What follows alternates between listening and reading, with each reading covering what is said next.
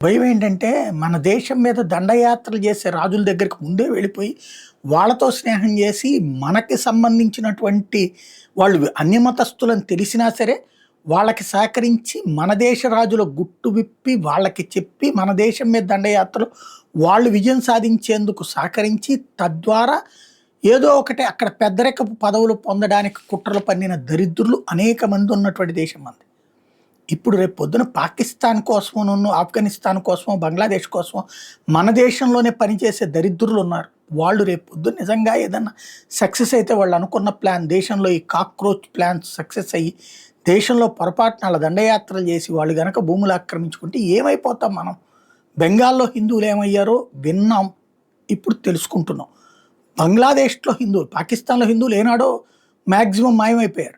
కాశ్మీర్లో హిందువుల్ని ఎలా ఊచకొతకొచ్చారో చెప్తే అదంతా బీజేపీ ప్రాపగాండా అని చెప్పేటటువంటి పనికిమాలినటువంటి వామపక్ష భావజాలికులు మాటలు వింటారు తప్పించి నిజం వినరు, నిజం పట్టించుకోరు. బట్ ఎందుకని కాశ్మీరీ పండితులు దేశమంతా బతుకుతున్నారు అన్నది కూడా కనీస జ్ఞానంతో ఆలోచించాం మనం. అది దరిద్రం మనకి.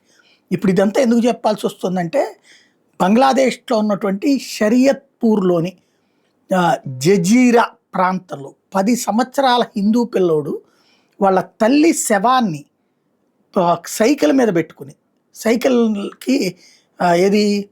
సైకిల్ మీదన పెట్టుకుని తీసుకుని పోలీస్ స్టేషన్కి వచ్చాడు. ఏంటయ్యా అంటే, ఆమె మీద అత్యాచారం జరిగింది, చంపేశారు. ఇద్దరు పిల్లలు. ఆ ఇద్దరు తల్లికి అంటే భర్త లేడు. ఈ పిల్లలు ఆ తల్లితోనే సాకుతున్నది. ఆ తల్లి ఈ పిల్లలిద్దరిని సాకుతోంది.